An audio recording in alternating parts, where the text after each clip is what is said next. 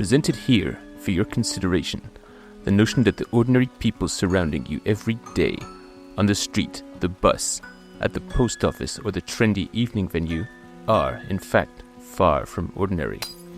That these men, women, and others form their own splinter groups behind closed doors, and that these micro-societies engage in activities often more obscure than fiction. Welcome to the Sub-Subculture. Hello, and thank you for joining us on the Sub-Subculture Podcast. I am your mother's, uncle's, best friend's, babysitter's, boyfriend's, cousin's, bartender, Andrew, and also your host. And I'm Joe, prostate examiner to the stars. Why the stars? Because we're talking about something stellar? Maybe. That's a possible great segue. But no, why would you be a prostate examiner to the common man? That's just gross. Well, take that, everyone's doctor. You're just gross. Yeah. I'm going to go fishing around in people.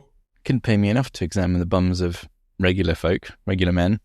Well, I've got some bums for you to examine in this episode. Let's examine the Earth's bum. Okay. You'll see.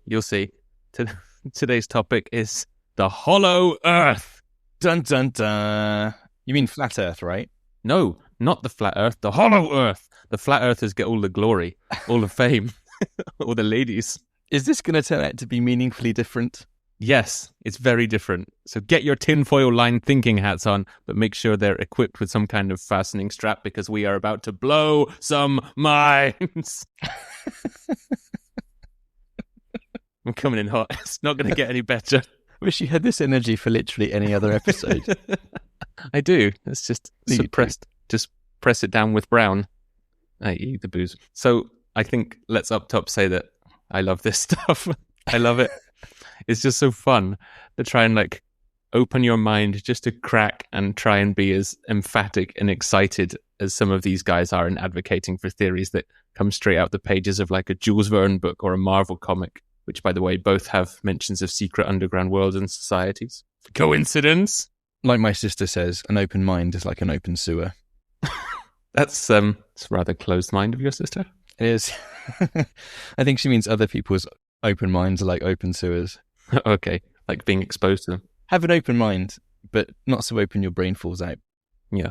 Well, there's no putting it back in after this one. I'm sorry. So I think this is a kind of topic where you basically have to already be angry about something to get in. We've come to the right place then. Maybe that's why it resonates with me. But yeah, I think you have to kind of be a level of frothy and screamy before the hollow earth makes sense to you. You idle at around a 9 out of 10. So this is perfect for you. Frothing in my sleep. So do I have to be angry to understand this, or do I have to just be angry to enjoy this? You'll be angry by the end of it, don't worry. I'll make sure of it. I'm angry now. Okay, good, see? Done. You're ready. Your mind is open enough. Right. But obviously, as a frothy-mouthed rapid speculator on this, I'm equipped already, but what are your preconceptions? I said, we're going to talk about the hollow earth today. My preconceptions were that this sounds like an even more fringe version of flat earth, and it sounds shit, and I don't think it counts as a subculture. Well, what makes a subculture count? That was my preconception. We'll find out whether that's changed. We will. That's nice. Yeah, put that in up top. What about you? So this is deep conspiracy theory territory. When I say hollow earth, this is the hollow earth theory, and it's on the properly batshit end of the spectrum of conspiracy theories. Or is it? It is. I seem to remember thinking it was tied up with the people that thought that the Nazis weren't dead and they were working on a Fourth Reich. Sure. And that's where they were doing it, is inside the hollow earth. Why not? I hadn't heard that, but roll it in. Is a Nazi moon base also on the cards, or is that too outlandish? Is that a different group of people? That's a whole 17-part segment that we're going to have to get into. I don't have the time to be dropping all the truths here today now. I think I heard about this first, though, on a segment of someone else's podcast. The last podcast on the left, I think I've mentioned it before. It's the only one that I consistently listen to. Fantastic group of hilarious broadcasters. And they were mostly just taking the piss out of it. But really, when I heard it the first time, I was like, wow, people believe anything. Do you want me to dive into this? Are you ready?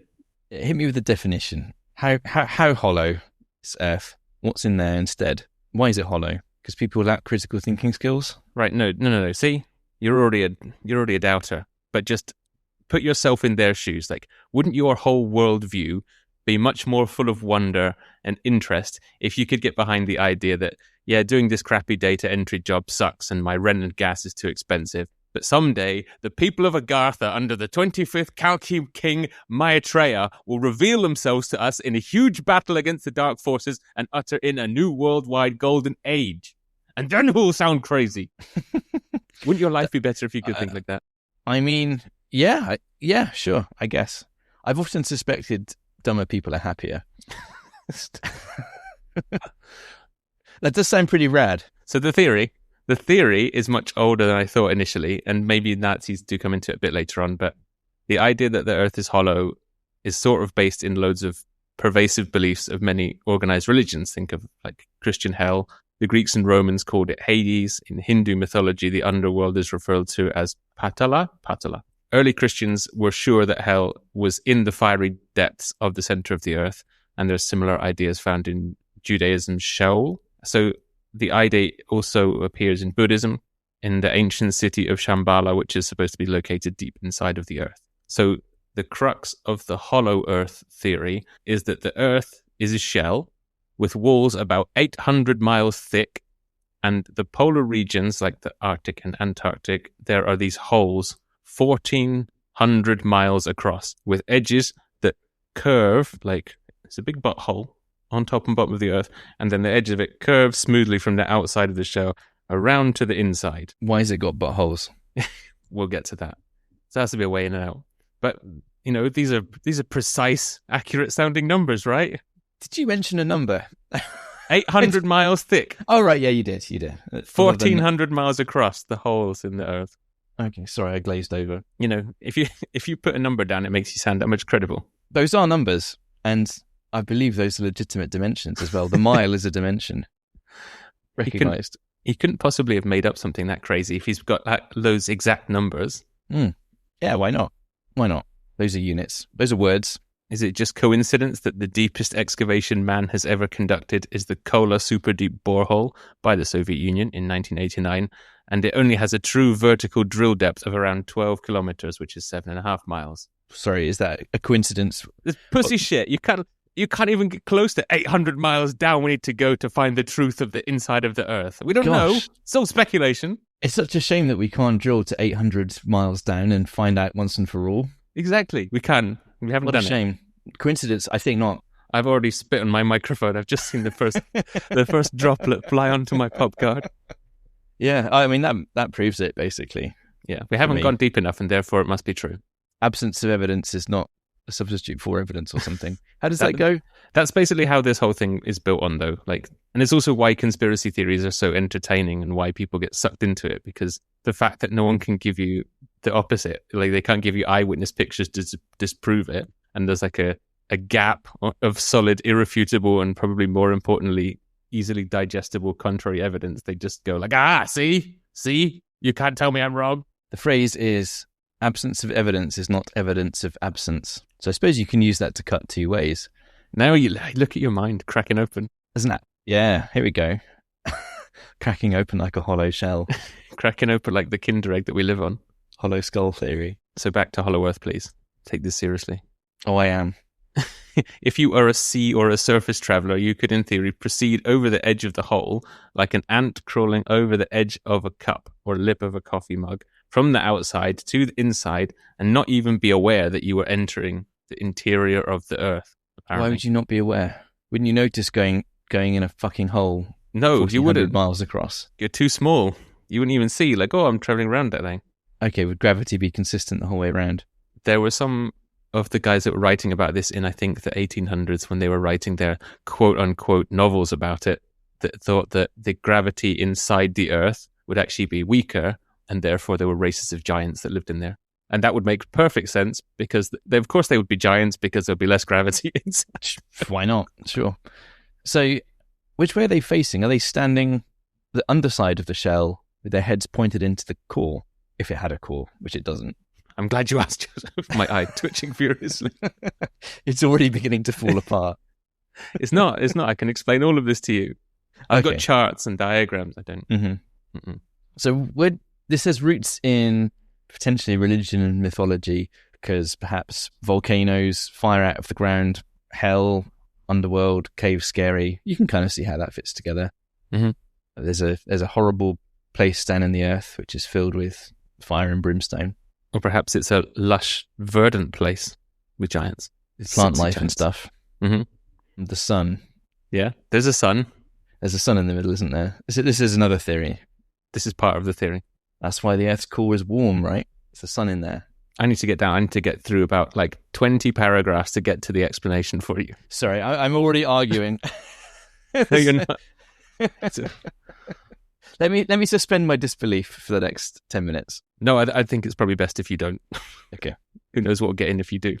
Modern day proponents of the Hollow Earth theory can refer to Nothing. this book, The Hollow Earth, which was published by the Bell Publishing Company in 1979. Basically their Bible. And written by Raymond Bernard.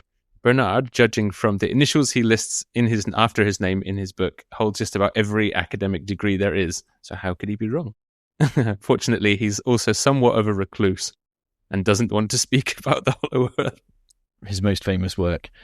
Does he actually hold these qualifications, or did he just lean on his keyboard? If you write the book and then put them after your name and then never follow up on it, no one can disprove that you have them. Sounds legit to me.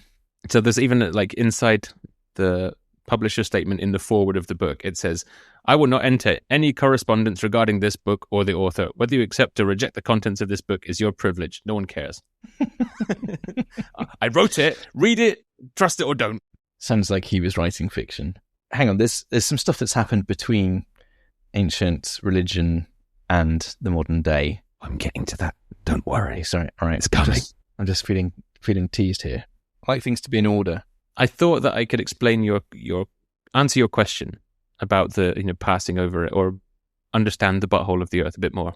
Because Bernard explains that the holes have never been seen from the air because pilots are actually fooled by their compasses to thinking that they're crossing the Earth's magnetic poles when they're actually just following the hole's magnetic rim. So they're just flying around outside of the butthole and they don't really understand that they're missing it. Thus, aircrafts never really fly over the geographic poles, which are the natural marks of the center of the holes themselves. You get it? You see? You fucking dumb shit pilots. You're just flying around the Earth's butthole rims, you fucks. You don't even know you're missing the center of it. Why do you think you never found Santa Claus at the poles? Because it's in the fucking hole. And I guess those polar explorers from the Victorian era, they didn't actually go to the pole. They just went to the rim. Yeah, they didn't. Did a little bit of rim play and then went home again. They might have even crossed over. Or they might have been sent by the man to, perpetuate the lie. Sure. As a conspiracy theorist, that's always a good one to fall back on, that someone somewhere is suppressing the truth. They don't want you to know. Yeah. The government. You are right in that the belief or the theories about the Hollow Earth go back way further than 1979. Back to at least the 17th century. So that'd be the 1600s. Edmund Halley weighed in on it. Yes. Edmund Halley of Halley's Comet fame. So he suggested in 1692 that the planet was made up of two inner concentric shells and an innermost core, and there were atmospheres separating these shells, and he envisaged that the atmosphere inside was luminous and possibly inhabited, and used this theory to explain earthly phenomenon like aurora borealis, like that stuff just escaping out of the butthole. Yeah, was he trying to offer a theory to magnetic? Yes. But he was also just a guy with a telescope that abused his 15 minutes of fame to drop some wild speculation, which then gathered credence. Wasn't he also wrong about Halley's Comet? Was he? That would be embarrassing. I think it was named after him, but he got his estimates on it incorrect or something like that. Doesn't seem very trustworthy. Yeah, he was just throwing things out there as well. But so was everyone at the time. But no, they didn't know. His theories were disproven in the following century, unsurprisingly, by the likes of Pierre Bouguer in 1740, and then definitively by Neville Maxwell and Charles Hutton around 1774 with the Schehallien experiment, which I thought you'd like because that's a good Scottish name. Tell me more.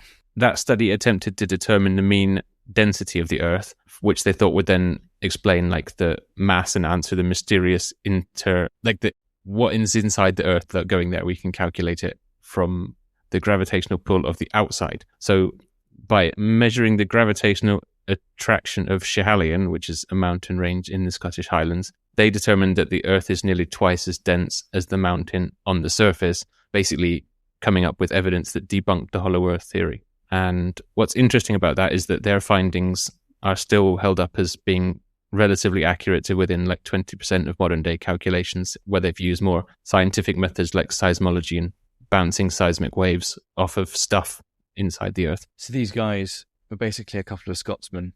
Hey, Jock, how heavy do you think the Earth is? I don't know. Let's go measure that mountain. Aye. Turns out the Earth's pretty fucking dense. Aye. I'm pretty sure we can figure out how thick this ball is by standing on top of a big cone on top of this ball. Did you know Scotland invented the Earth? Did you know that Scotland actually invented gravity? Aye. And then the English stole it. Bastards. I should say that chunks of that are stolen wholesale from a brief 2024 article on Mensa's website about the Scottish bit. Yep. Yeah, the actual research part. No, not the conversation. Just hasn't made any sense. What's been stolen from Mensa? The bit I just explained about Schalian. Okay. And Halley's Comet. But I think what we can all realise is that these lazy academic types and their shills at Mensa are just, cover-ups for the system who don't want us to know the truth, so they're just pushing out the counter-evidence like that. They're all in on it. Like, what kind of fucking proper evidence is it? Like, the mountain we're going to stand on tells us exactly what we need to know about what's inside the Earth. How does that make any sense without going to see it? How can you measure a mountain? Exactly. You mean the Earth's twice as dense as the mountain? Nothing's more dense than rock. More rock. Apart from possibly molten iron, but... Compressed rock. Yeah, more rock. How do you know what's inside the Earth if you don't go there? Fucking eggheads. Possible. Fucking nerds. I think they're so clever. I'm, of course, taking on the voice of the conspiracy theorist. I'm getting incredibly hot while I do. I'm actually having to take a layer off.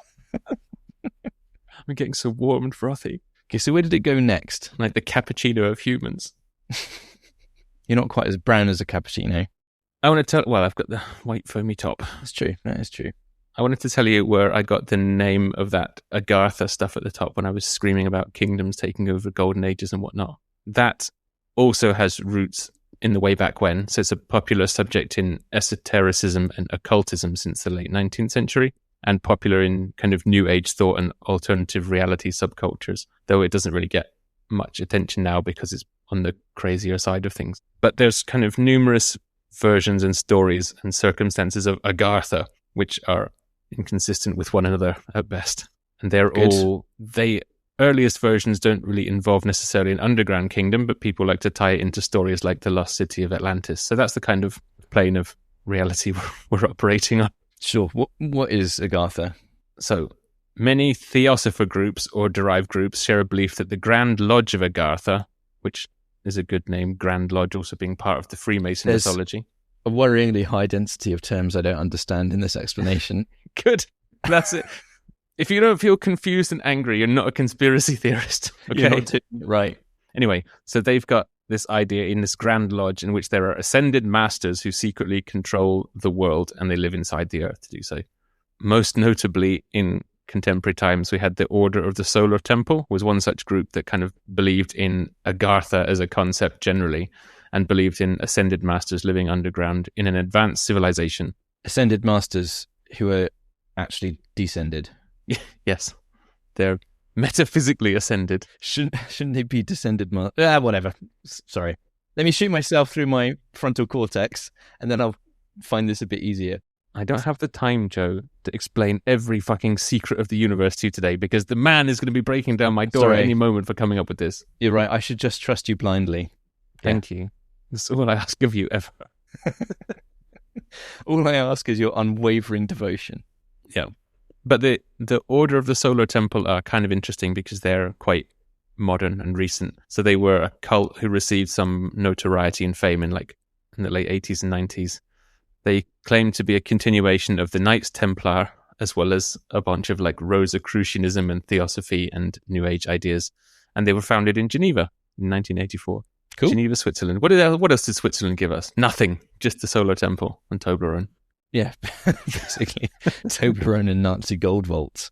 But these guys were, I say interesting, because they committed mass murder-suicides in the 90s. And this... Okay. They would rationalize this. They were completing this cycle. Credibility going up here. Respect going up. of the Grand Lodge of Agartha. So you had to kill yourself to get to the underground kingdom of Agartha by ascending. I respect that. If your cult only involves killing other people, I think that's a bit lame. But if you're going to also top yourself at the end of it, fair enough. Ideally, you should only top yourself because that really shows faith. I think that's mostly what they're going for, but then someone, tried to back out at the last minute, and that's why it becomes a murder-suicide as opposed to just a mass. There's other people in the cult. Yeah, they're vaguely interesting mentioning that they're coming across from Hollow Earth stuff because it shapes... Like, if you think of a stereotypical cult activity, it's people that believe that some kind of spaceship or something's going to come and take them away to a higher plane. And places like that are where this comes from. All right. Yeah. And now I remember why I got confused with the Nazi stuff as well. So if we move forward in time a little bit more to the history of the Hollow Earth, there is an even deeper, crazier theory of Hollow Earth, which is connected to it. And that is, the Earth is hollow, and we are, in fact, living on the inside surface of the planet. Right. Okay. Yeah. And what we perceive as space and stars are actually at the center of the Earth. Right. And we're just looking up at them. But we're on the inner surface of the basketball, if you like. We're looking in at the center of the sphere. Yeah. Right. Yeah. Sidebar, there's a cool Philip K. Dick novel called Orbitsville, which involved a Dyson sphere, a sphere that's built around an entire star and you live on the inside of it. Unsurprisingly, that gets thrown around every now and then in someone's Hollow Earth writing or video when they go like, but it's been proven that this could happen because of Dyson spheres. Which, may I add, is nothing more than a concept. Exactly. You can't go and look at a Dyson sphere. They don't exist. They are fiction. It's an idea. No, a science writer made it, so therefore it proves that he's literally a science fiction writer. It's okay for me to be screaming about this outside of Burger King in my underpants. Let me check. Where does Dyson sphere actually come from? Okay, I beg his pardon. So Philip K. Dick wrote the story Orbitsville based on the idea of Dyson spheres, which I think he even refers to as Dyson spheres. But Freeman Dyson was a British-American theoretical physicist and mathematician who was legit a serious scientist, and he just had this idea of how theoretically you might capture the entire energy output of a star by building something around it. I don't think he said it was plausible. It's just an idea, and it's captured people's imaginations. Well, he might have tried to do the science behind it, but there were some quote-unquote academics in the 1800s who tried to explain this concept with what they called... They came up with their own scientific term to make it sound more clever, other than just we live on the inside surface of the Earth. They call it cellular cosmogony. Cellular cosmogony. Well, that sounds impressive. I know. I'm inclined to believe that. That's the theory of having a concave Earth and we're on the inner surface. What I love about this is the distrust of real science, but the need to make up shit that sounds like real science, which you then believe. Oh, yeah. Like, this conspiracy stuff is all from a deeply distrustful and angry place at science for whatever reason. Like, I don't know, maybe a scientist stole your girlfriend or something. But they hate you likely, scientists. But yeah, I want to get into the psychology of it later. There were quite a few fervent hypothesisists. Is that a word? Is now. Why not? We're making up words all over the shop. Cellular cosmogony. That's yours, baby. And hypothesisists. Anyway, so around the 1800s, there's quite a few people coming up with this kind of stuff, I think, because the idea of advancing astronomy and science was quite new. And they would just be like, well, I believe this thing instead. And there's a good example. So, my God, what an audacious theory. John Cleve Sims Jr., maybe Cleve Symes, he literally issued a press release stating, I declare the Earth is hollow and habitable within, containing a number of solid concentric spheres, one within the other, and that this is open at the poles 12 or 16 degrees. I pledge my life in support of this truth, and I'm ready to explore the hollow if the world will support and aid me in the undertaking. Amazing.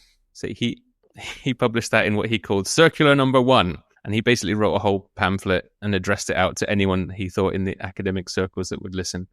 Or as he put it, he sent copies of this out to each notable foreign government, reigning prince, legislature, city, college, and philosophical societies throughout the Union, and to individual members of our national legislature, as far as the 500 copies would go. So he must have been quite a prominent academic of his day then to have a platform to be taken seriously with this suggestion. You know, You can't just announce stuff and then have it reported. It says here on Wikipedia, oh, wait, he was an army officer, trader, and lecturer. Yes. It didn't really do him too much good, though. I mean, he carried on publishing his theories wherever someone would listen to them. He became a lecturer after he announced his hollow earth theory. So basically, he was just a cunt that someone decided to publish. No, he paid for those publishings himself. And we are lecturers now, Joe. If you're lecturing at someone, that makes you a lecturer. I guess so. He was just some geezer. Yep.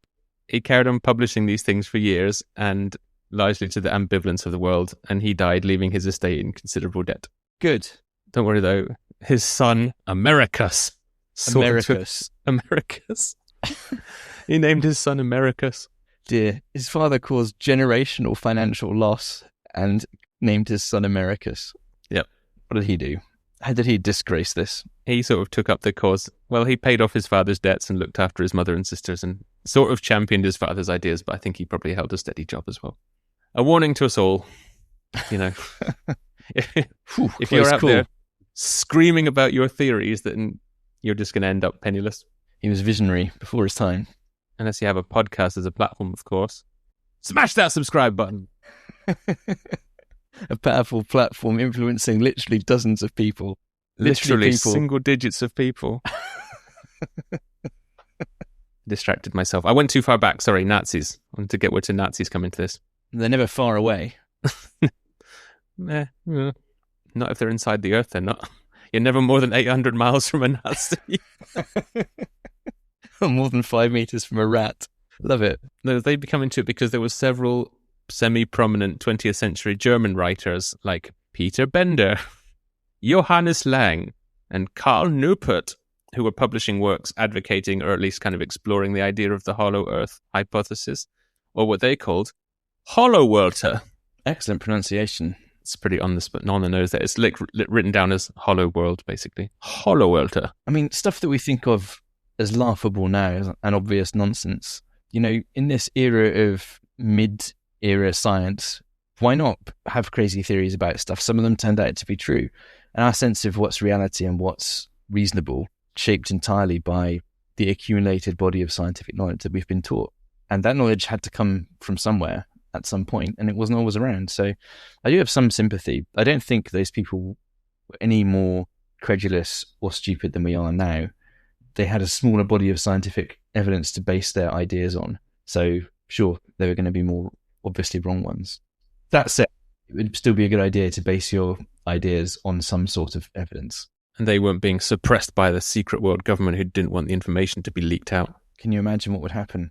Why is the government suppressing this? What, is it filled with gold or something that they're using? Ironically enough, the Earth's crust actually does contain gold, but... How would you know? You've never been down there. You can't go far enough to know what's in the Earth's crust. No, it's true. I never have been to a gold mine. I don't know. It could all be made up. I've been to a coal mine. I think the tour guide had a gold tooth. Does that count? I guess, actually, yeah, sure. Some members of Hitler's naval staff were influenced enough by the concave hollow earth ideas because they didn't just believe in the butthole one. They thought about that we're actually living on the inside sphere of the planet. Wouldn't we be able to see it curving up? So closed-minded. Wouldn't we? The sun would always be in the middle. Can you see the curvature of the earth when you're just standing around? There would be. Yes. No, you can't. Yes, you can. You can't. You're too small. No, you literally can. You literally cannot. If you go high up on a hill, you see further than if you're at the bottom of it. That's just distance. How's that anything to do with curving? Because you're on a sphere. Yeah, on the inside of it. There would be no days or nights. The sun would always be there. There is. No. It's like the sun hangs around on the inside. Just rotates a bit. Like goes in circles inside. What makes night? I can't explain everything to you, Joseph. I'm going to send you back to school. Earth school. It's not your fault I'm so dumb. No, you're right. You're right. I'm sorry. I should remember my place. Do you want to hear about the Nazi Navy or what? Yeah, I do. I really do. Because they actually did at least give this enough credence to explore the idea. And they sent an expedition unsuccessfully to try and spy on the British fleet by pointing infrared cameras up at the sky in strategic locations that they proposed would be on the opposite side of this inner globe. So basically, because they thought, well, if we are inside the Earth, if we go to the right place on the opposite side, we'll just be able to look straight up and we'll be able to see what the British are up to. Yeah, exactly. This is like the 1930s. This is like, we've got battleships and electricity. This is getting pretty late. And they're like, we stare up at the sky, we'll see those pesky Brits. Maybe the British are in the sky in their boats. They're on the opposite side of the inside of the Earth, where we also are. This is embarrassing that it took us that long to defeat the Nazis, if this was the degree of scientific literacy. I think they were throwing a lot of stuff out and seeing what stuck, you know. That's fair enough. I've got a lot of occult connections to Nazis. But you can, if you want to know more about... They invented rocket engines pretty well. They also were the first ones to prove the connection between smoking and lung cancer. You're right. The Nazis are much maligned. Misunderstood people. If you want to know more about this, you can read Adolf Hitler and the Concave Earth Cult, Secret Weapons of World War II, the Techno-Military Breakthroughs That Changed History.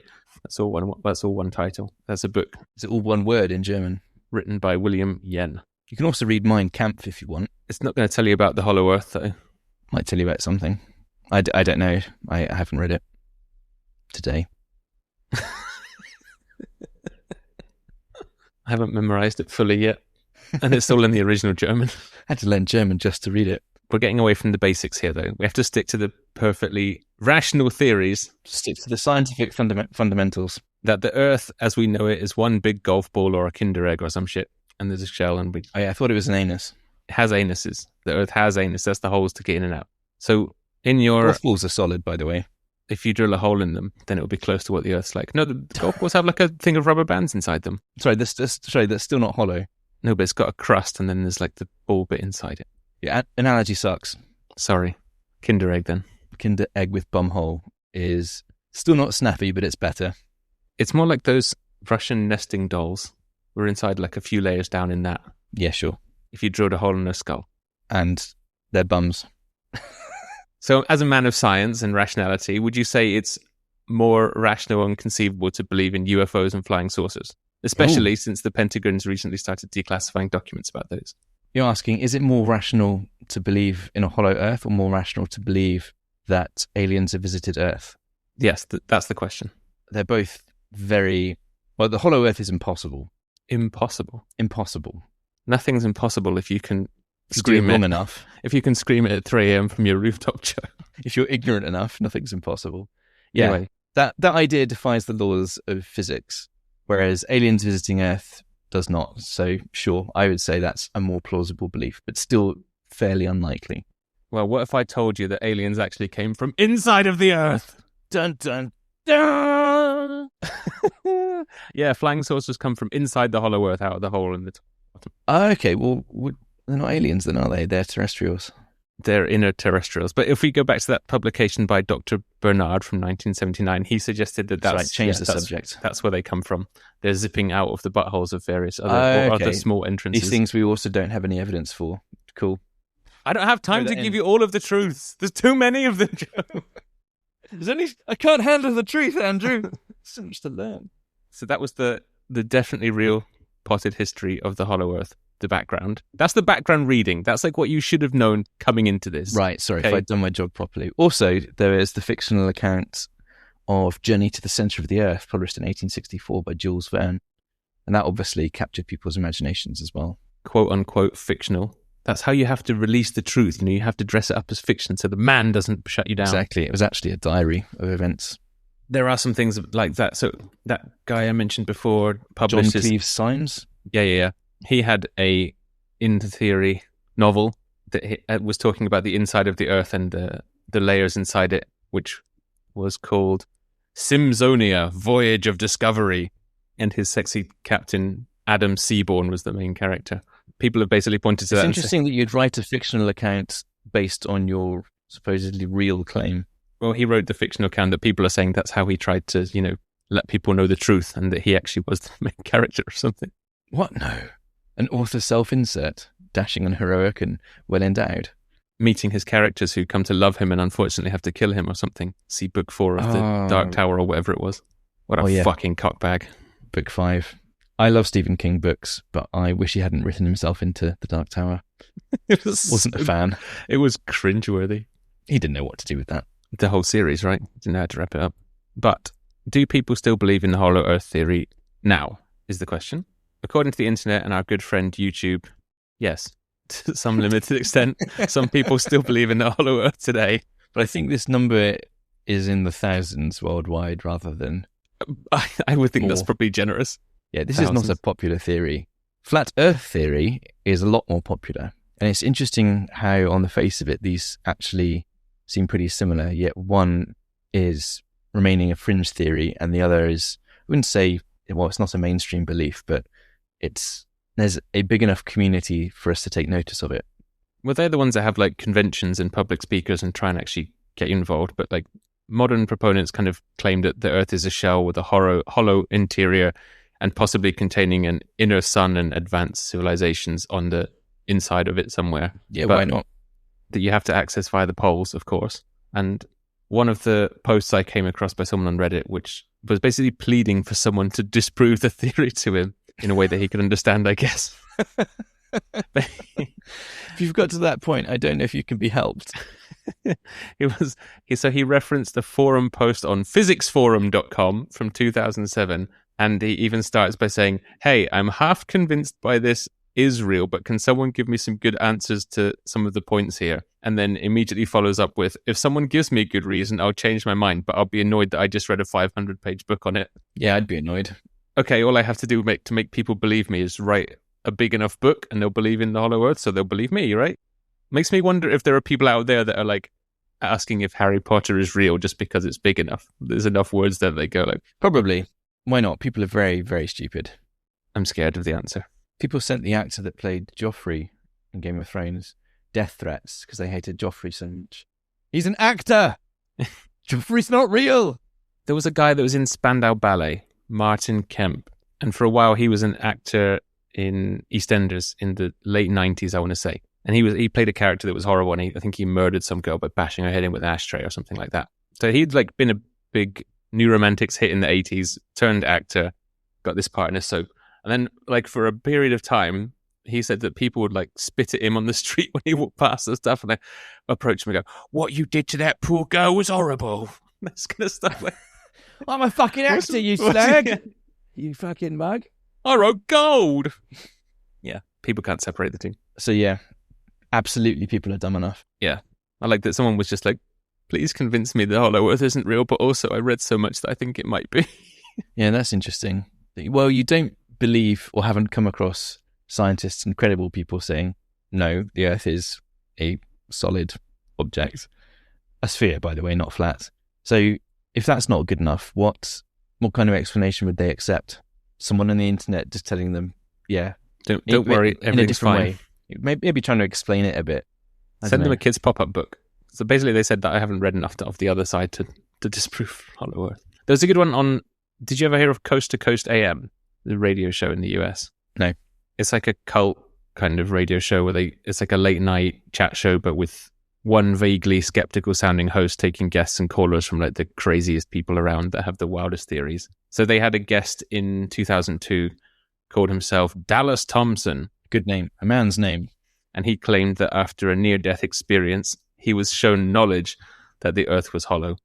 And then shortly after the show, he seems to have disappeared off at least the outside face of the Earth, and no one can find him to give any other answers. Wow. He got killed as part of a cover-up. He was speaking out about the truth and then disappeared. He was silenced. He was thrown into the bumhole. No, he crawled back into it. Oh, okay. Willingly.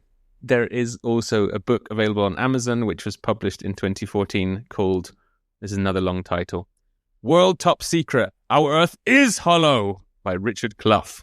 And I have to read you part of the blurb because it's amazing. And after its many claims already about like the chapter headings that cover the Garden of Eden and the origin of flying saucers and stuff, he says, plus 5 more revealing chapters which prove and establish with evidence upon evidence that our Earth is indeed hollow and inhabited within by a race of supergiants that consider themselves the guardians of the planet Earth. For the Creator and have been actively working to prevent us from blowing up the planet with nuclear weapons. Included also are detailed instructions of how you can get there. Also explained are the reasons why this discovery of our Earth is hollow has been kept secret from the world and why we must know about them. Ow, my ears. I did warn my wife in advance that I was going to be screaming. Also, ow, my brain. I'm getting dumber the longer we talk about this. I put the most emphasis on the words that were in capitals there, but that's the blurb of the book itself. Fantastic. So here's a very brief summary, just in case anyone needs convincing, of data against Hollow Earth.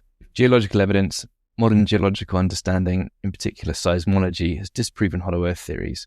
Earth's interior is well documented through the study of seismic waves, which indicate a solid inner core and a fluid outer core. Magnetic field. The Earth's magnetic field is not consistent with the idea of a hollow structure. The geomagnetic dynamo theory suggests that the liquid outer core generates Earth's magnetic field, which would not exist if Earth were hollow. Aerial and satellite images. High-resolution satellite imagery of both the North and South Poles shows no evidence of large openings leading to subterranean realms. Wrong! Wrong! Well, we do have caves. I can talk to the... I've screamed so much my internet connection cut out. Got my back. You can listen to theories about people bouncing waves off of a surface that they can't even reach because it's too deep. Yeah, I can't see that, man. How do you know? You can listen to a book about supergiants, buddy. Come on, you can't argue with concrete, spit-flecked factoids like that. Yeah, the trouble with this theory is it's completely... There's nothing that you can see that corresponds with Hollow Earth theory. At least with Flat Earth, when you look around, things kind of seem flat, and that gives it some credence. Hollow Earth, it's not like you can go and look in the bumhole or see any other evidence of this. It's just entirely fiction. It's not really grounded in anything tangible, which I think is one of the reasons Flat Earth is persistent. People that have in the past been proponents of the Hollow Earth theory have tried to use modern scientific methods and the evidence presented from them in support of the Hollow Earth theory. So they would look at early satellite imagery, which is, newly found in the 70s, let's say, and the earlier images taken from stellar objects in the 70s kind of seem to show a big black hole over the Earth's poles. Like when you have this circular image that's got all the lines on it and stuff, when it was first mapping out, there's a couple of them, and they were published as well, that there's a big dark mass there. And they go like, look, that's just a picture that proves the Hollow Earth because there's a big hole at the top of it. But it's actually just because the satellites and their trajectory of their orbit is a composite image anyway. So it's taken from hundreds of pictures as the satellite passes. And the angle that the satellite was orbiting at leaves basically a black zone where it can't take a picture. But they would go like, that's clearly a hole. Well, that explanation is long. It's technical. It involves a degree of scientific technical understanding. It hurts my brain to think about. It's not satisfying emotionally, and it's not clean narratively. So I don't like that. I'm not going to think about that. That hurts my brain. Earth's hollow. Yeah.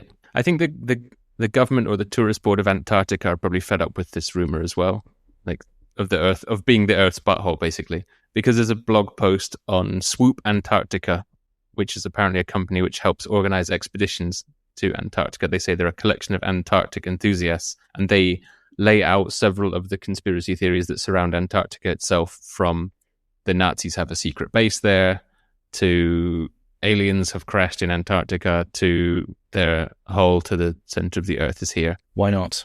But they do describe part of the theory and where some of it comes from, which is another little fun history fact from the early 20th century. So they mentioned this American aviator, Richard Byrd, who, if you haven't... name for an aviator. If you've got a name like that, you were born to be a pilot, right? Mm-hmm. But it's spelled B-Y-R-D. Let's give him credit. So in 1928 and 29, he made several long survey flights over Antarctica. And then later in the 40s, he was part of US Operation High Jump, which had the aim of establishing an American base in Antarctica. They could train Navy and Air Force staff in sub-zero temperatures, as well as carrying out more mapping and charting of the region, and potentially be linked to establishing a base in Greenland, although that was kind of shut down. But Byrd discovered an area which was later named Bunger Hills, and this is actually surrounded by an ice sheet, is remarkably snow-free, and has an unfrozen lake at the center of it in Antarctica, and has an almost subtropical climate due to the insulating factors of the ice barrier around it. So conspiracy theorists would say, hey, look, he's basically discovered the thing. He's found proof of it. And then the crazier ones claim that he has a secret diary where he recorded not just landing there, but meeting people from an ancient civilization who lived there, who had advanced technology and seemed to anticipate the kind of post-atomic jet age with what they had. And they combine this with the fact that this was a US military mission, which then abruptly ended in the same year. And it kind of just fuels that rumor mill and gives them another thing to point towards and say, look, it was shut down. But, there's no proof that that secret diary ever existed. But his flights and that area that was discovered is a recorded fact. The best conspiracy theories have a sprinkling of truth in them. That's what they love, is like the little secret sauce of conspiracy theory. That there's just enough there to spread a little smidgen of doubt or give a little bit of credibility. So is this, because you can fact check that, verify it, and people go, oh my God, there was a flight there.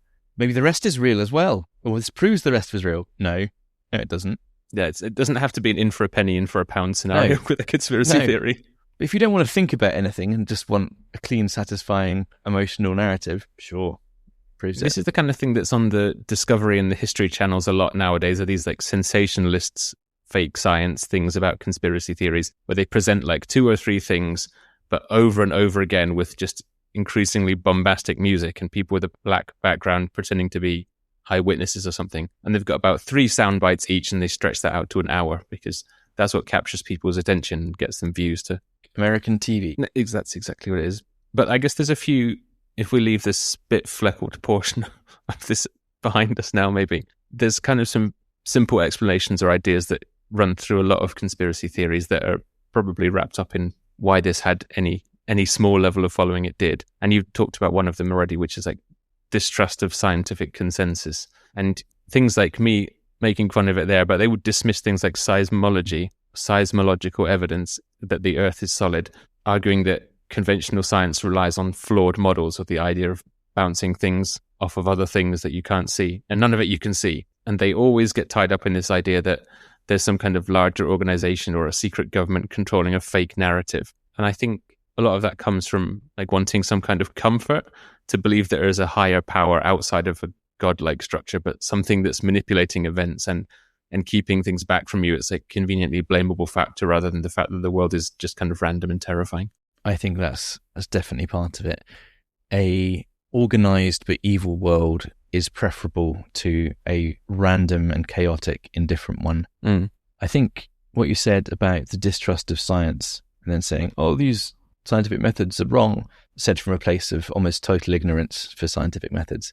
This is really interesting. I think this is core of conspiracy theories I think it's anti-intellectualism, where people that are not very bright or not very educated feel inferior to these bloody experts who think they know everything, saying whatever it is. And a lot of scientific knowledge, facts, etc., have quite complicated evidence bases, or the way they were produced were quite complicated. They're not necessarily easy to understand.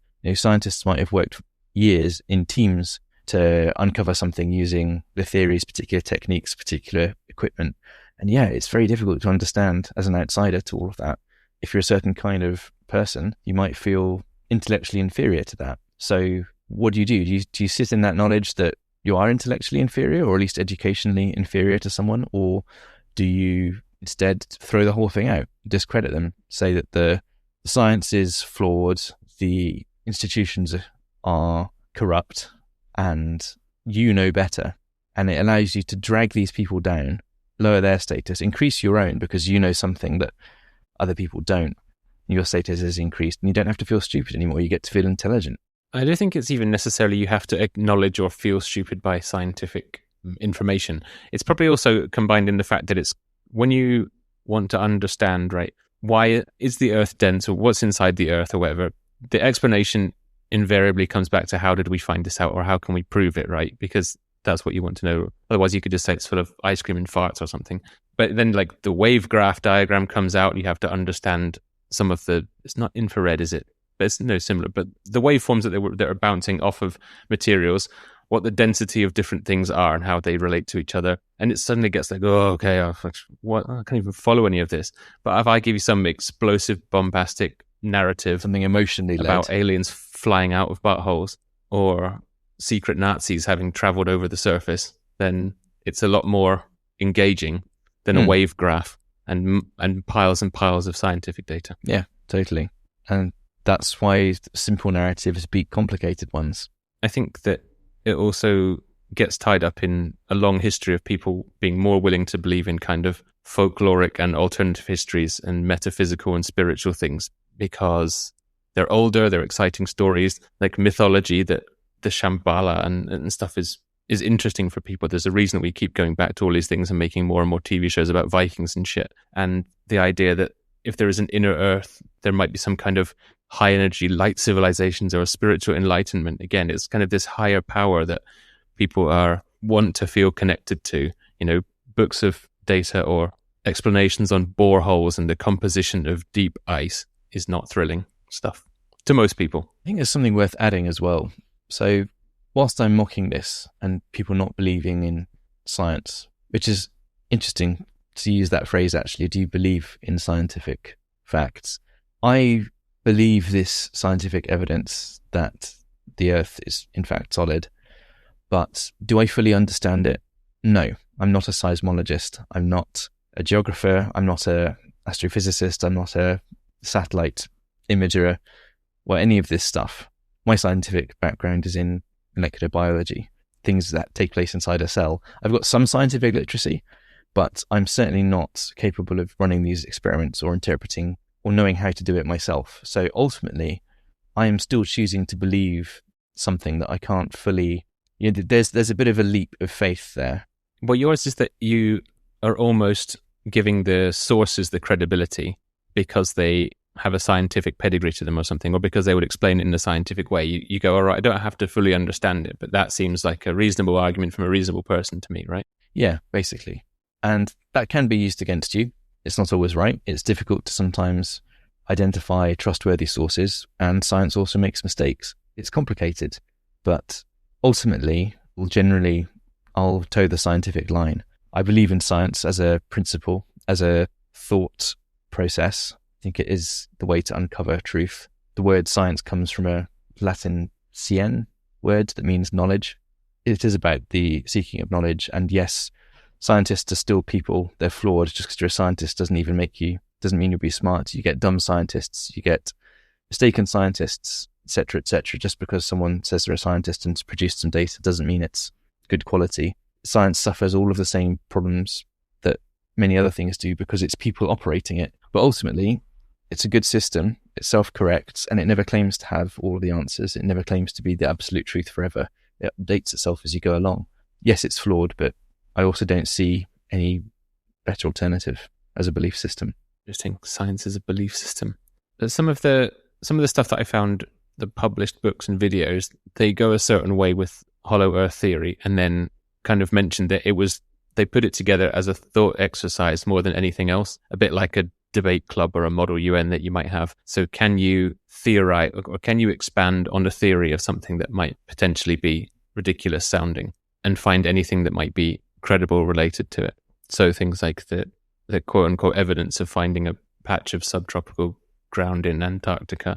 Or they like to also kind of cling to shreds of historical quote unquote evidence that supports the theory, and they can then claim as like a first-hand source. So there's a good one from Clough, the one with the screaming blurb that I read out a minute ago. And he's like, I think that's probably the 500-ish page book. I think when I read it, it was 480 pages long, if you want to buy it on Amazon for yourself. But he claims that he has first-hand accounts of people who have been to the inside of the Earth, and they are simply suppressed by some kind of overarching world government, blah, blah, blah. And one of these is allegedly an account from a German U-boat crew member in a letter to a friend after the war had ended. And conveniently, the person in the letter says that they can't come back. And there's like a printed, smudged, typewritten transcription here. I've got a little picture of it. I can send it you if you want. But the translation from German says, amongst those on board the U-209 was an old friend, one Karl Unger. I received his communication sometime after the war ended. I know it to be genuine because I know his handwriting very well. So even now we've gone, right, this is a second-hand source then because it's someone claiming they got a letter.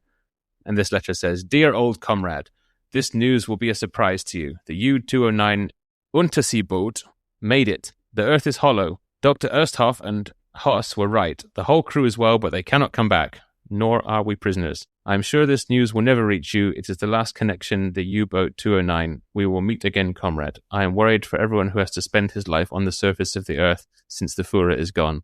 God bless our Germany always. Now, again, the secret spicy sauce of conspiracy here is that there is an actual submarine called U-209, and it was indeed reported missing.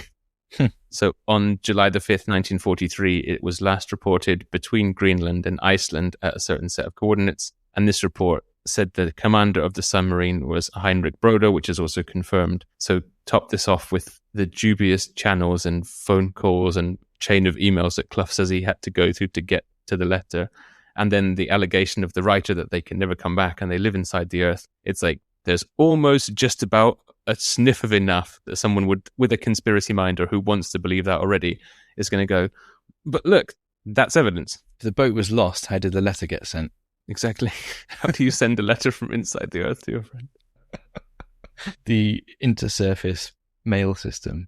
But yeah, conspiracy theorists fall foul of the policy-based evidence making, which is not how it's meant to be. It's meant to be evidence-based policy making in government. But a lot of the time, people do policy-based evidence making. But they've decided on something, they've got a belief, and then they go in search of things that support it. It's also called confirmation bias. Mm-hmm. Yeah, we've talked about that before. This is not how science is meant to work. Science is meant to work by, you might have a hypothesis and you gather data or theory. What you don't do is form a theory and gather data to fit the theory. That's just backwards. But that's what conspiracy theory thrives on. Pick the things that fit your theory and ignore everything else. I guess the bit that I couldn't really get across when I got deep into the hilarious research of Hollow Earth theory, which is mostly people screaming about it rather than actually giving you any proper evidence. I couldn't really find why. Why do people go in for Hollow Earth theory? Why do people believe it? And I can only really speculate on some of the stuff that we said there about this distrust of science and it being a fun fantasy that people feel like they kind of truly live in. If you have a humdrum life and you latch onto something that you think is irrefutable evidence of there being a hollow earth, suddenly your whole life becomes this exciting fantasy. There's another layer to things that you didn't have before. So maybe are they just people that are fervently believing in this? Are they just kind of broken in some way and have a deep yearning for something to believe in that ultimately makes them feel fulfilled? I don't know. But I mean, most of what I found focuses on what the theory is and who the other hollow earthists are, not really a sense of like analysis or here's how I'm going to prove it or here's this documented journey that we're going to take. It's mostly screaming about stuff that's already happened. I don't think Hollow Earth does have many supporters. Flat Earth has a lot more. So what you're saying there about do people really believe this? Did you watch the Flat Earth documentary? I think it was called Beyond the Curve or Behind the Curve, something like that. Why would I watch a Flat Earth documentary when I know the Earth is hollow, Joe? That's just stupid. It's wasting my time. I know, I'm sorry. I shouldn't have suggested it. But if you did watch it, one of the people in that is a guy called Mark Sargent, who is a prominent figure in the Flat Earth community. And his rise to prominence was basically being in the right place at the right time. And he stood up somewhere and said, I think the Earth's flat, innit? It's flat. And they went, oh my God, yes, that's exactly what we already believe. This guy's amazing.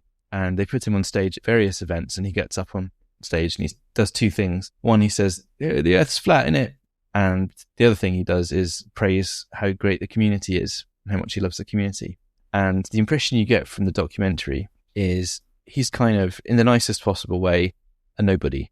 It's not a criticism. Most people are nobodies. I'm a nobody. He's an ordinary bloke. He doesn't enjoy any particular power, status, money, fame, reputation, community standing, etc., etc. And he's found in this flat earth world that if he keeps saying the earth is flat and I love this community, people love him for it. Mostly through timing, I think. He's kind of become someone to them. And he enjoys this status and this fame and this position way more than he ever did in his normal life. You know, I get the impression he knows that the earth isn't flat. He doesn't really believe it. But he's in too deep now. He can't ever renounce it because that would mean giving up all of this newfound social status and going back to being nobody. So he gets to feel like someone as long as he toes this line. And I think a lot of people in that community feel the same way. I don't think that applies to Hollow Earth, though. I think there's only fervent believers in it, or at least people with a passing interest. I don't think there's any kind of sexy fame that you've got from your flat earthers. But I guess you're equating it. Hollow Earth's basically not a thing, though. It is a thing. Look how much I've just written 8 pages screaming, ranting it. There's plenty to the idea, but people actually supporting it, the community, barely exists. Doesn't mean it doesn't exist, though. But it barely exists. Oh, and therefore we should ignore it. We should just go for the big subcultures. No, I'm not saying that either. But I am saying it doesn't have the same mechanics at work as something like Flat Earth. What you're saying is it's not become big enough to become corrupting yet. Because it was similar to the influencer thing, right? A lot of them don't believe the crap that they're spewing online, the vile poison they're pouring into people's eyeballs. But they know that if they stop doing that, they won't have any status and any clout. And maybe that in a small way, your flat Earth guy is similar to that. He doesn't necessarily have to be all in on the theory, but as long as he gets up and says, "It might be flat, maybe," and people go like, "Yay! He said the thing we like." You were going to say something else before I interrupted you. I was only going to ask if you thought there was a dark side to Hollow Earth theory / subculture and start to move us towards the ultimate conclusions. I think the dark side is the same as many conspiracy theories, which is a distrust of science. You can probably categorize conspiracy theories into breaks laws of physics and people being shitty. The ones which break the laws of physics are plausible ones to me, because laws of physics are so well established, and Hollow Earth is one of them. And if you're going to distrust science to that degree, then you've got free will. That's your prerogative. You can believe whatever you want. But science generally is going to have your best interests at heart, because knowledge is power, and it's the seeking of truth. So if you're going to distrust that, then you might as well just distrust everything, which some people do, but your life is going to go down the pan as a result. You have to believe some things. Yeah. If you start going in heavy for this, your life is not going to get better. It's going to get worse. You're going to be the lone voice screaming in the dark to the chagrin of your neighbors. Yeah, and you might feel like you're not a sheep. I don't believe that. I don't believe the narrative that everyone's telling me. I know better. It's like, okay, you're not a sheep, but you are an idiot. I don't have the scientific understanding to given you the flat Earth physics that counters your argument of the laws of physics are so well established. But there are some of them around that have tried to explain it. Probably poorly. They say so gravity, right? There is a sun inside the Earth, or a sun-like object inside the Earth, and that's super dense, even though there's rings around the outside of it, and that's why the structure is sound. And there's one guy on YouTube that spends ages having a spinning sphere of water and then dropping bits into it to show how things would still stick to the outside edge of this spinning sphere. There are people that really want to make up their own physics to prove it. But yeah, I guess the dark side of anti-intellectualism is there. And what I thought is that maybe it's also damaging to people's ability to look at things and look at viewpoints logically that aren't their own, and kind of potentially drag them down rabbit holes of unhealthy internet obsession. And echo chambers, which we are well aware of the dangers of. Yeah, I think too many things are like that, really, to say that it's not unique to a crazy theory like this. And what I'm actually thankful for is not having found a dark side of Hollow Earth, which became anti-Semitic, because so many conspiracy theories just do, it doesn't take long. Yeah, sooner or later. You're like, okay, there's super giant people, they live inside of here, and then somehow we get to Aryans, and the Jews are the ones that are controlling the narrative or something. Super giant Jews running the world. But yeah, I'm really glad that I didn't find any of that, or this suppressing information and who runs a secret government. But yeah, I didn't find any screamings on anti-Semitism, which was refreshing. A conspiracy theory without anti-Semitism. Well done, guys. And the other thing I didn't find any of was anything evidence, even remotely sexual, about this as a subculture. I would agree. I would say it barely exists as a subculture, but it's definitely not sexual.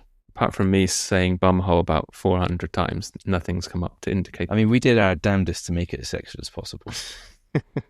As to all events I attend. It's the Andrew guarantee. Any other dark sides? I guess the culty side of conspiracy theories, people can exploit your beliefs. You've always got to look at people's motivations here for both assessing a conspiracy theory for and against, who benefits from this theory, or this being true, or this being a cover-up. But people can get themselves into cults and not know any better and be exploited for financial gain or otherwise. That's true. I mean, as I said, the Order of the Solar Temple did have some beliefs in flat Earth mythology. Yeah, and they all killed themselves. each other than themselves. Yeah, exactly. Last thing I want to mention is about flat Earth. My favourite thing about flat Earth theory, and I think the thing that gives it some more longevity versus hollow Earth, is you can do experiments and prove or disprove this more easily than you can trying to prove a hollow Earth. My favourite one is the laser on the lake experiment, where you shine it through 3 holes which are floating on the lake of equal height. And if the Earth is flat, you should be able to shine the laser through all 3 of them. If the Earth is rounded, depending how big your lake is, you'll only be able to shine your laser through the first 2. It won't hit the third one. Does that make sense? So you've got 3 pillars lined up, 1, 2, 3. And if the Earth was completely flat and you shine a laser perpendicular through all of them, it will shine through all of them. Okay. But if the Earth is hollow... If the Earth is circular. Sorry, I just said the wrong thing. If the Earth... we've got him. Now its default is the Earth is hollow. If the Earth is round, if the Earth is spherical, then it'll be on a curve rather than a flat line, which means you can't shine the light. And therefore your straight laser curve can no longer travel in a straight line through the holes of these things sticking out of a lake. Exactly. And my favourite thing about this is it believes in certain parts of science. It's obviously trying to do its own scientific methods here. Whilst distrusting mainstream science, they still believe things like light travels in straight lines. They're not totally crazy. And this is actually a really good experiment because you can do it yourself. And the absolute best bit of this is when this experiment proves that the Earth is in fact round and not flat. And they all go away scratching their heads thinking, what does this mean? We'll have to do some more thinking. It's like, dude, you did the experiment. You actually did it well enough to get the right answer, and you threw it away at the end because ultimately you don't want to believe the Earth is round. You don't want to disprove the theory. It's not about the theory. It's about being part of a belief system in a community. Yeah, I did the experiment because I was sure it was going to back up the thing that I believe, but now that that's in doubt, it's obviously a bad experiment. Yeah, and if it had proven it, it would have been a good experiment. Mm-hmm. That's confirmation bias. Yep, love it. That's my favourite part of the whole thing, that delicious conflict of interests. Well, I'm sorry it took an hour and 20 minutes and God knows how much spit all over my equipment to get to that stage that you liked. I have the budget for that. I'm spending it all on pamphlets to send to people to tell them how hollow the Earth is. Look at my Kinder Egg butthole! I think that's more coverage than this topic has ever got in one place at any given time. I think that's probably true. I think this is now the leading source on Hollow Earth information. Great. Globally. Well, not globally, whatever you describe that thing as. It's a globe, is it? No, it can be a globe. It's just got holes in it. A butt-holular globe. Yeah. The pictures are hilarious. Just look up pictures of Hollow Earth when you've got time. A toroidal between your globe. TikTokity scrollings or whatever you do when you're listening to podcasts. Jerk it into a sock, that's what I do. Right then, closing thoughts. Have you changed your mind about this? Have you learnt anything?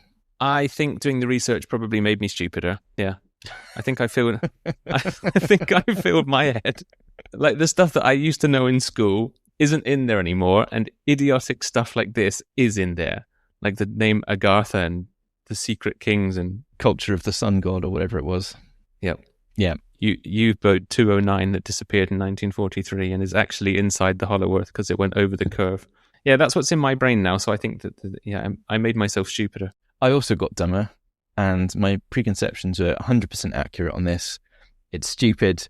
It's a shit version of Flat Earth, and it's hardly even a thing.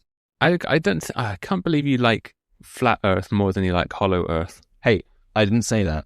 It's so much more fun. I dislike them both. You said it's a shit version. Yeah, it's true. It is a shit version. It's fascinating. It's fascinating that someone tried to test it. Basically, with your laser experiment, the Nazis tried to do it thinking we were inside the Earth. They never tried to prove it was flat, as far as I know. Thank God they didn't. That, to me, is fascinating. We could all be speaking German now if they proved the Earth was flat. If only. We could all be speaking gobbledygook if the secret masters came out from inside the Earth and taught it to us. The Ascending Masters.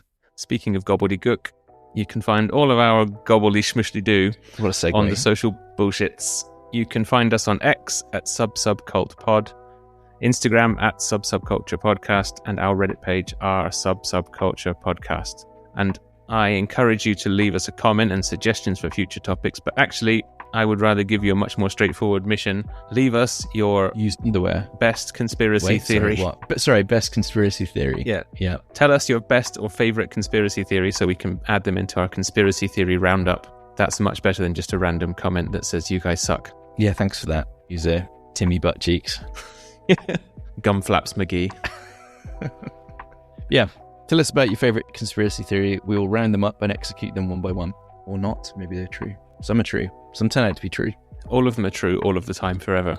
We've teased that as a future episode. It's not actually the one we're doing next, is it? No, it's not coming out next week. We're not doing a conspiracy theory roundup next week. You'll fucking wait for it. And you'll like it. Yeah. Just hold your horses. Jesus. Slow down, mate. My God. Yeah, right. God, get back in your lane. Instead, next time, we are... next fortnight. This is another one you said. You'll hate this. Go on. Looks maxers and leg lengthening surgery. Yeah. That's what my brain did when you told me. Yeah. Well, how do you think I feel about Hollow Earth? Think I enjoyed this? Fully erect. That's how I think. Engorged. Ready to clap those turgid, earthy buttholes. Anyway, let's wrap this up. It's goodbye from me. Thank you for coming along on this pseudoscientific journey, and I look forward to seeing you inside the curve. Wolft.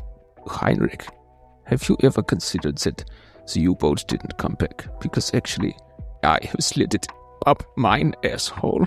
It's not inside the... We are wrapping this up now.